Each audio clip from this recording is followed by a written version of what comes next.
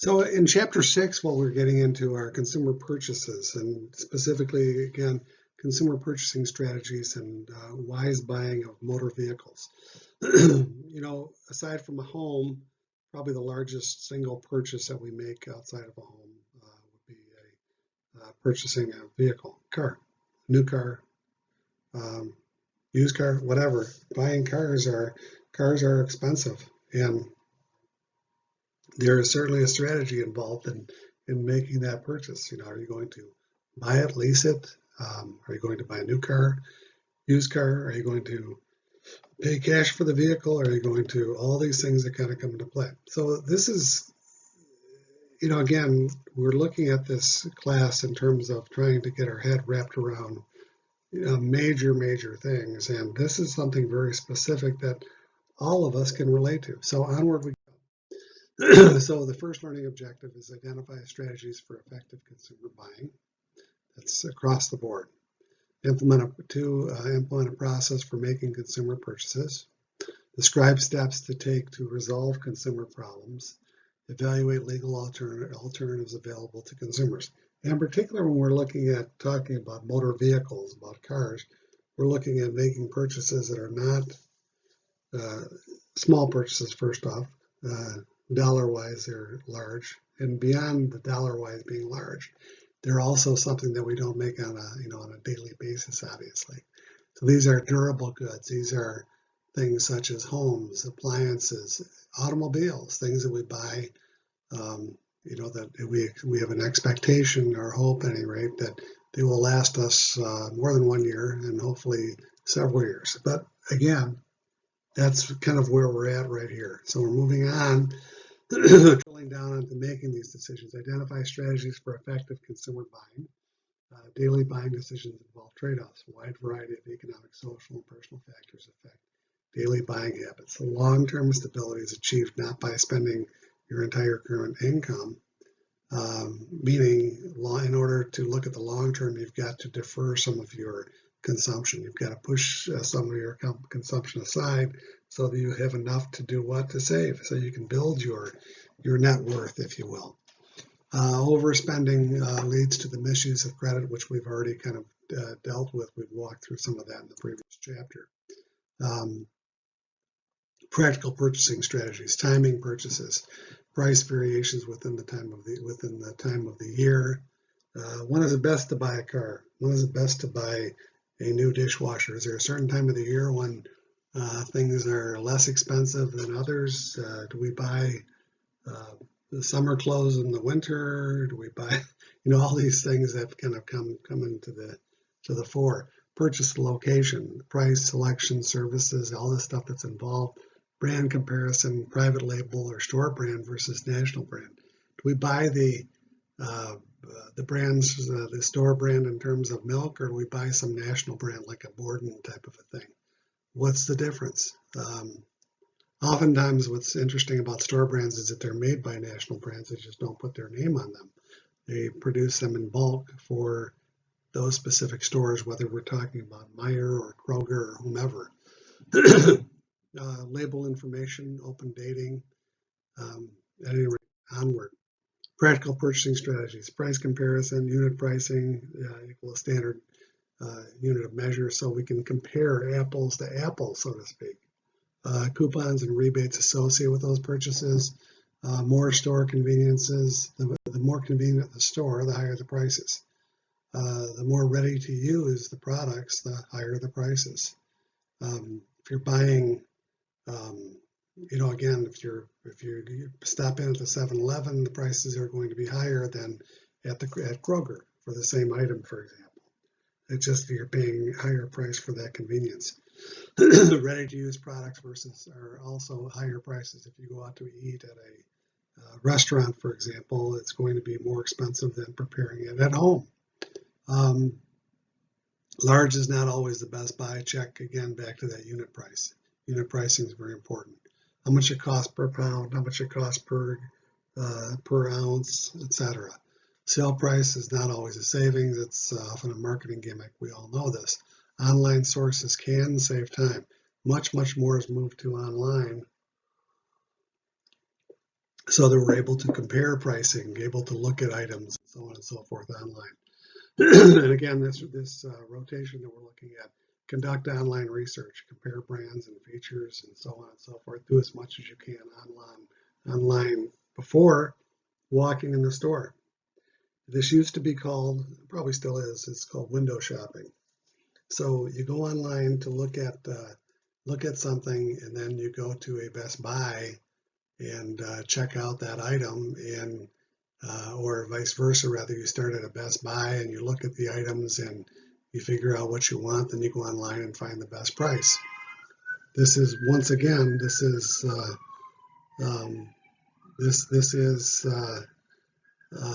when the term is called window shopping. That's kind of gone away, because what's happened is that most places now honor online prices, meaning if you go to a Best Buy and you see something and then go back online and find something for less, you can still go back to Best Buy, more convenient, and say, well, this is what I can pay for it. Have a screenshot of it or something, and say I can buy it less at some other store or some other online location, and so they oftentimes match those prices. Anyway, so you want to compare the stores. Consider, again, it's online. Everything's moved to online, especially now with after this COVID thing. Most the Amazon purchases, I'm sure, have doubled. You still have traffic that would be associated with buying things online from the Christmas. It's now, much at much different times. Everything is moved online. Chances are much of it will stay online as well. So again, making the actual purchase itself, using the secure, again, this is buying online, using secure buying websites and making sure that you're in the right place, using PayPal and so on and so forth. And also, what's number 4, plan for future purchases. If you buy something through Amazon, for example, it keeps track of whatever you purchased, and it keeps that in your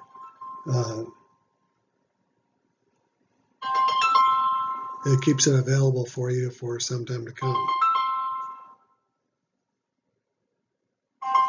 Okay, so onward we go. Practical purchasing strategies, making sure that there is some warranty in place on the product.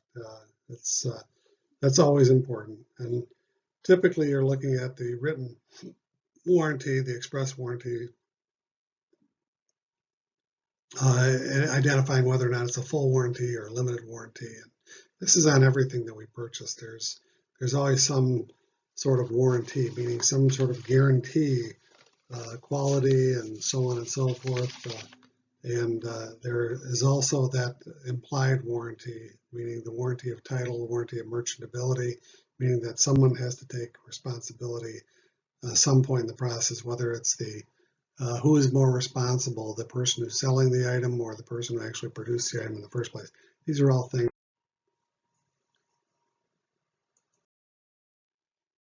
Used car warranties, FTC, again, that's the Federal Trade Commission, requires buyer's guides, buyer's guide stickers on vehicles that are being sold, used cars.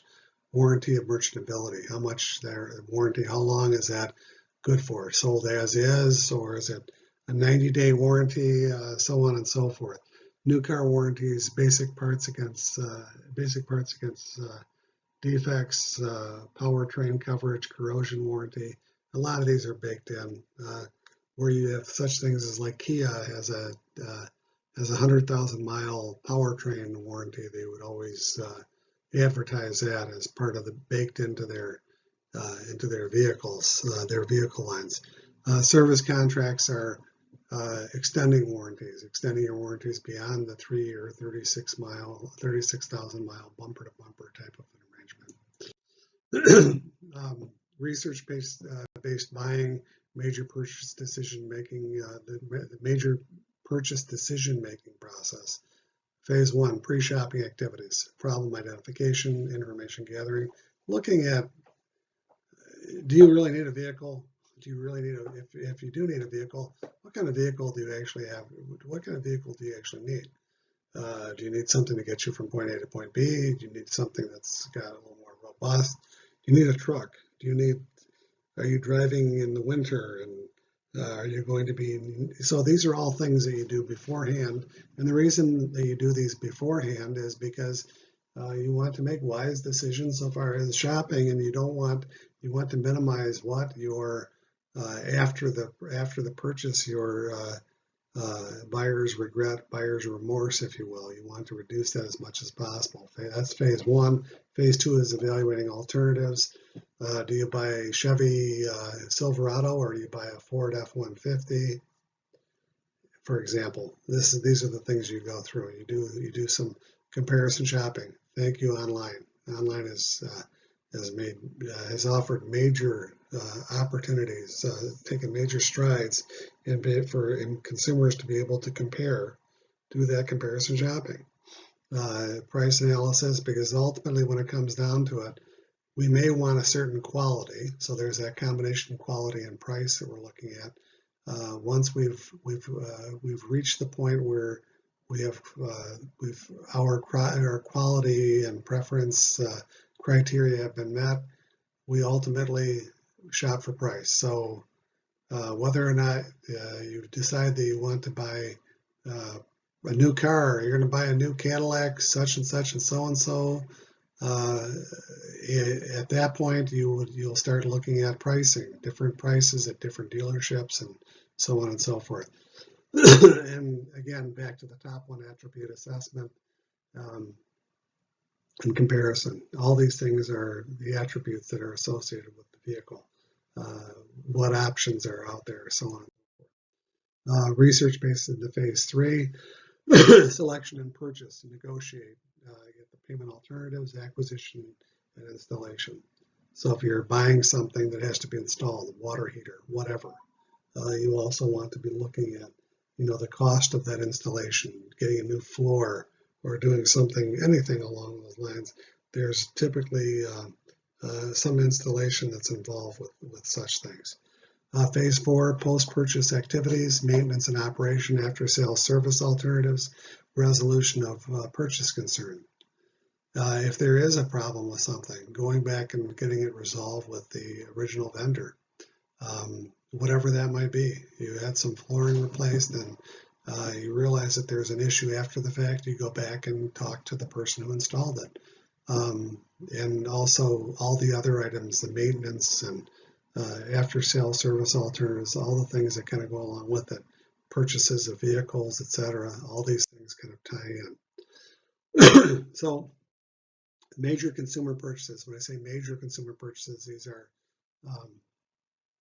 again, we're looking at durable goods and services. We'll just say goods in this case, things that are going to last a long time, major purchases. Again, one, pre-shopping, two, evaluating those alternatives, three, determining the price and doing the negotiation, bargaining, so on and so forth, and four, what do you do after you purchase that vehicle? What are you going to do in terms of servicing the vehicle? Are you going to do it yourself? Are you going to continue going to the dealership? Do you have a mechanic that you would prefer to go to? All the things. And remember, keeping in mind that you want to make sure that warranty is not invalidated. So you want to make sure you keep up on these things. Okay. So now we're on looking specifically at vehicles. Buying a motor vehicle. Phase one, pre-shopping activities. Problem identification, focusing on purchasing activities, information gathering, personal contacts, business organizations, media information, independent testing organizations, JD Power, consumers, so on and so forth, government agencies, to see what kind of recalls that have been out there on these vehicles that you're considering. Other online sources, online shopping. Again, if we're looking at purchasing a vehicle, there's a lot of feedback that you can get online in advance of actually buying some vehicle. Phase two, evaluating alternatives, purchase alternatives, whether or not you're going to buy the vehicle, if you're going to lease the vehicle. And anyways, the whole list kind of unfolds here. Selecting the vehicle options. Do you want heated seats? Do you want cloth versus leather, and so on and so forth? Comparing used vehicles, looking drilling down on used vehicles and seeing how their quality after a few years, how they hold up. And typically what you see is vehicles that are good solid vehicles, they tend to hold their price a bit more than perhaps the others. Their price may be higher, but it also might stay higher because it's a decent quality vehicle. It all depends. And we could get into different discussions about this that go on and on forever. Lastly, leasing a vehicle. That is the leasing option. Leasing basically means that you're renting the car over a period of time. Typically, most leases go from 24 months out to 36 months, maybe as long as 48 months, but I think they typically go out about 3 years for a lease. Buying a motor vehicle purchase alternatives now or later, whether you're going to purchase it now or you're thinking about later on, maybe in 6 months after winter or before winter, etc. You get the idea. Are you going to pay cash for this up front? You may have a certain amount of cash and you're thinking, if I pay for this cash, then I would be able to avoid any kind of payments kind of going forward, which is fine. But if I opt to go with credit interest rates might be very low, and I might be able to get more vehicle, a better vehicle, a newer vehicle with credit. All these things to consider: which brands, which ones quality-wise, where are we going to purchase this, what dealership, what place to go to, rent versus buy, lease versus buy, in essence, right? The price analysis point comes in.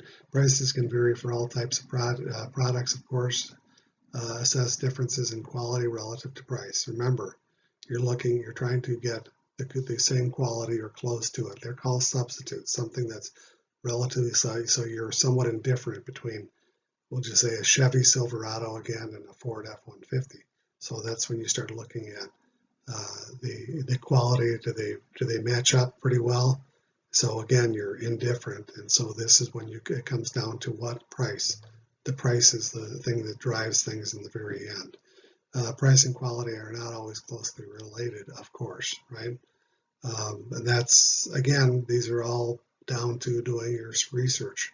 Comparison shopping can be beneficial when buying expensive or complex items, obviously, buying any of the items, actually, buying items that you purchase often. Easily done with ads, catalogs, or online. Different sellers offer different prices and services. Product quality or prices vary greatly. So you're always trying to figure out what meets your needs, really. Selecting options, performance options, mechanical devices. Are you going to go with a V6 or a four-cylinder engine? Engine size, transmission, the combination thereof. Are you going to go with a four-wheel drive vehicle, all-wheel drive vehicle, front-wheel drive vehicle, rear-wheel drive vehicle? The different options, power seats, and so on. All these things have kind of come into it. And finally, the aesthetic features. Say you don't, the car is nice except it's red. You don't want a red car, whatever. Anyway, or you don't want a blue car. These are all things that kind of come into it. We say in economics, the buyer is revealing their preferences, what their preferences are with the vehicle. The car is great, but it doesn't have a sunroof. The car is fantastic, exactly what I want, but it's got a darn sunroof, and I don't like sunroofs. It all depends, right? Common sources of used cars include new car dealers, because people do what? They turn in their old cars into the new car dealership. Of course, our used car dealers, private sales, looking at such things as, Craigslist. Always being cautious of that, but there are other superstores that are out there, again, CarMax. Then there is a certified pre-owned. Those are from the dealership, typically new car dealership, where it's certified. It may have 20, 30,000 miles on it, but it's been gone over with a fine-tooth comb. So whatever's left on the warranty is still valid, for one.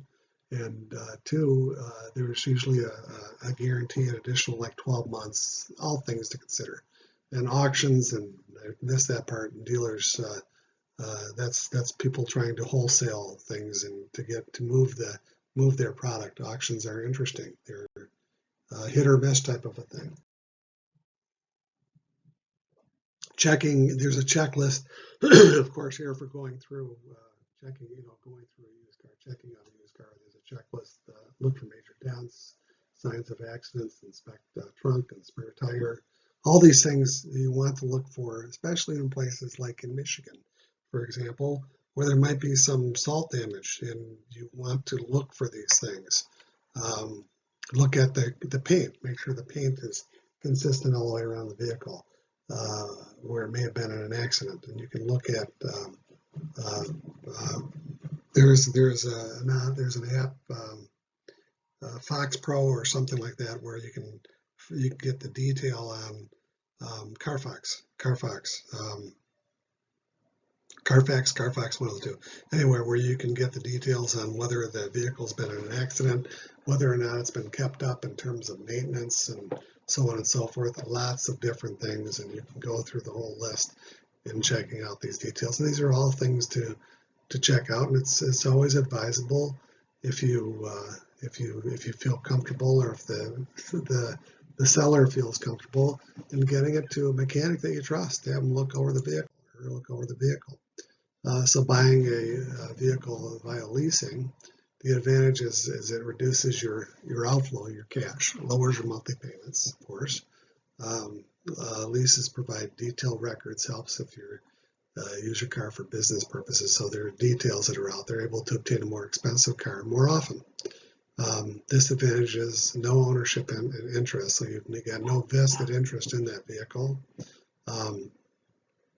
You must meet requirements in terms of your credit history and so on and so forth. May have additional cost if you go over your mileage, turning your car in early, or if they're for certain repairs that are typically associated with what they believe that you had done some damage to their vehicle that was not typical usage, if you will. So onward we go with the financial aspects of leasing. These are the identifying what's going on. Capitalized cost is equal to the price of the vehicle. The average buyer pays 92% of the list. Average leaser rather pays 96% of list price. Interesting. The money factor is the same as the interest rate. The payment schedule, of course, it's the same as with if you're buying a car on credit, is their monthly payments and the number of payments that are involved. So the terms of the lease, if you will. The residual value is equal to the expected value of the vehicle at the end of the lease. Return, keep, or sell the vehicle. If the residual value is less than the market value, then you return it. So you turn a car back in and it's worth $15,000. That's the residual value, and the market value is $20,000, and you return it. Meaning that if you have to pay more for it, it's just not worth it. Is really what it boils down to. So if the residual value is less than the market value, then return. If the residual value is greater than the market value, then it's might be worth hanging on to. Phase 3, determining purchase price. Negotiation may lower price or add features. Having all the necessary information. Deal with the person who has the authority to give you a lower price or additional features. This is typically where your salesperson says, "Oh, I've got to talk to my manager. My manager has to make that decision." So you say, "Okay, I want to talk to the manager," and you kind of go from there to do your negotiation. The more new cars sold, the more used cars are for sale, keeping prices down. So these are things that it's all about what? Supply and demand. It's all about negotiating that price point where you feel comfortable. This is why doing this stuff up front is extremely, extremely important. Price bargaining for new cars. Sticker price is equal to the suggested MSRP. Manufacturer's suggested retail price includes base price plus whatever the cost of the accessories that are associated with it. The invoice price is what the dealer supposedly paid for the vehicle from the producer. So the dealer buys from Ford, takes possession of the vehicle, and then sells to you. that dealer cost, and the difference, of course, between that MSRP and the dealer cost. That's where there's wiggle room in terms of negotiation involved. Until these are always key points. Until the price of the new car is settled, don't mention any sort of trade-in, and don't mention any dealer financing. You have your financing all set. You don't have a vehicle to trade in, or you just don't bring it up. The reason you do that is because that all becomes part of the calculation for the seller, for the used car sales, or the new or used car salesperson. Price bargaining for new cars, price bargaining, comparing dealers, set price dealers, car buying services, their auto brokers, $50 to $200 over dealer cost. That's in general. And the reason people opt for such things as auto brokers is because when the dealer deals with the auto broker, there's the understanding that there's going to be a lower price because the broker is buying cars in mass. They're buying larger numbers of vehicles. Sales agreement are the specific details associated with the purchase. Consumer protection for new car buyers, warranties, state limit laws, all these things that are in place. Typically with warranty, you have a 3-year, 36,000 mile bumper to bumper type of arrangement with most purchases. And if you want to go beyond that, you have to pay for more, of course.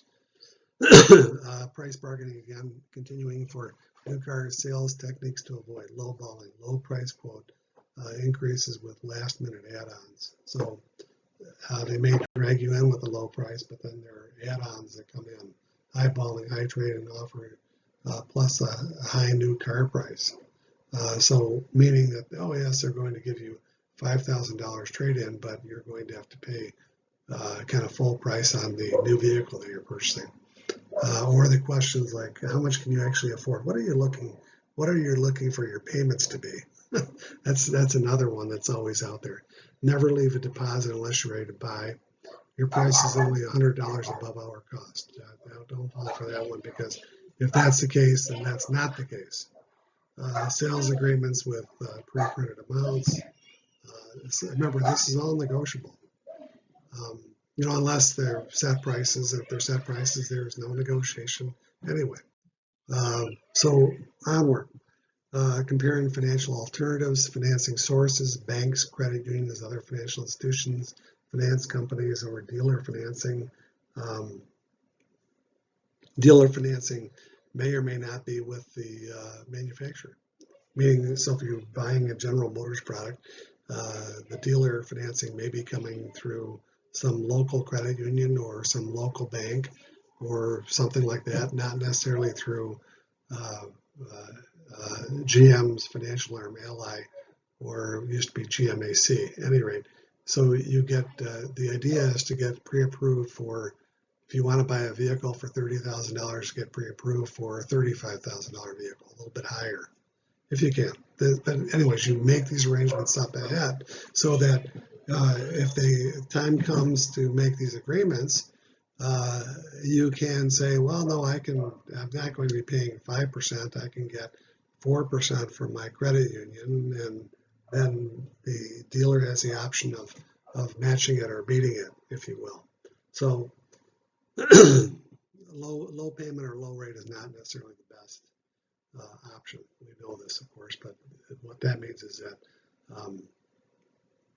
just because you have a low payment or you're paying a low interest rate doesn't mean that's not the best option for you, not necessarily, because oftentimes with lower rates, it means that they're higher upfront costs, or if there's a low payment, it may be longer terms. You may be looking at 3 years, and they'll say, well, we can reduce your payment by X amount of dollars, but it's going to be 48 months payment instead. So you have to consider all these things. What makes the best, what your best choice is kind of going forward. So you should do a lot of this work beforehand. Upside down equity, car is worth less than the amount still owed on the loan. Negative equity, if you will. Check the APR and any rebates. You want to make sure you know what that annual percentage rate is that's associated with it.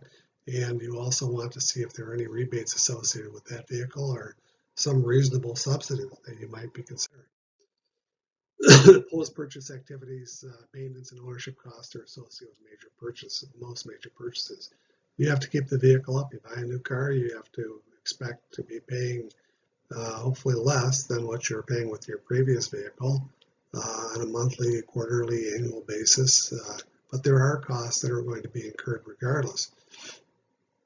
Correct use yields improved performance and fewer repairs. In other words, don't beat your vehicle up. It's a tool that you're using to get to and from work, for example, or whatnot. You don't want to abuse it if possible, unless, of course, there's some emergency, but you get the idea. Investigate, evaluate, and negotiate a variety of servicing options. Servicing options. There are all kinds of extended warranties. Shop around. Take a look at the dealership, see what they have to offer.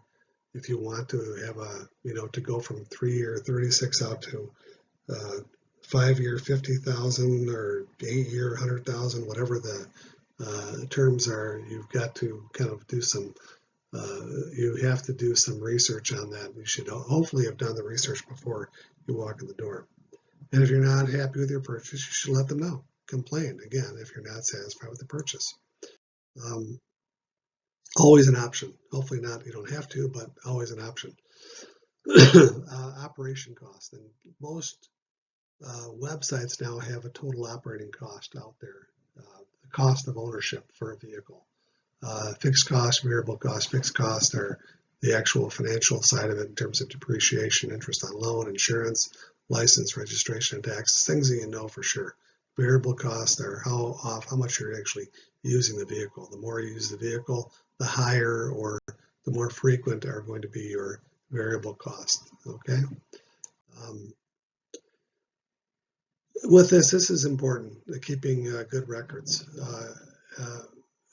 Keep up on your maintenance. It's cheap, is relatively inexpensive insurance. Keep good expense records, and also keep your maintenance records. Make sure that you're changing your oil in the prescribed intervals. Make sure that you're changing your filters and you're changing your radiator, your radiator fluid and your brake fluids and so on and so forth. More frequent intervals may minimize major repairs. The more you change your oil, for example, even though a lot of these now have synthetic oils, they're saying 10,000 miles. Don't do that. It's cheap insurance to change your oil every 5,000 miles rather than the 10,000 miles. It's just cheaper insurance for that regard. Again, with the proper maintenance, there's a checklist here to go through, and it behooves you. It's in your best interest to keep up on that.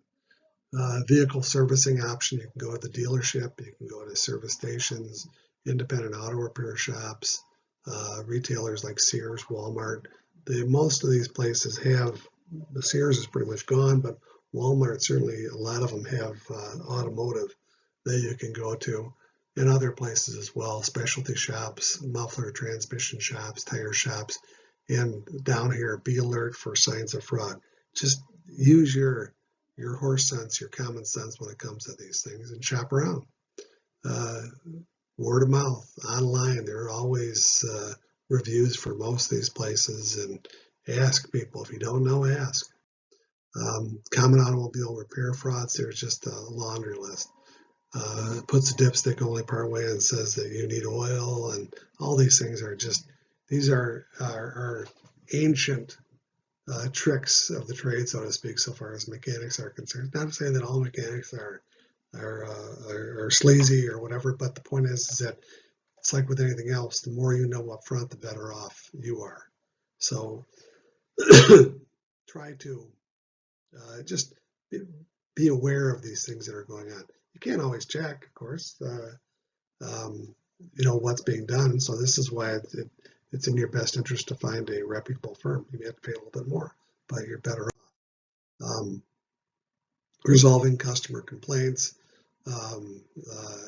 Again, it's the initial communication, calm, rational, persistent approach. There's a problem and I want to speak to somebody who can help me with this problem. Contact the firm if you don't get satisfaction from a dealer, for example. Contact, if it's a new vehicle, contact General Motors, contact Ford, contact Toyota. You can use the email or the letter approach on this. So these are all things to kind of take under consideration. And the rest of this is pretty much boilerplate in terms of BBB, the Better Business Bureau, is that you're looking at these, you're trying to get resolution ultimately because you want to be made whole. You want a good vehicle that's going to last you a reasonable amount of time based on your purchase, right?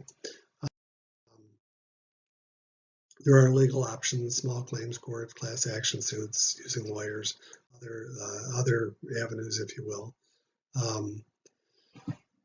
This always comes back down to trying to deal with reputable firms. You don't know, you just don't know. But typically, if you can find a reputable firm, somebody that you either know or some check online to see if it's okay, then that's kind of your best.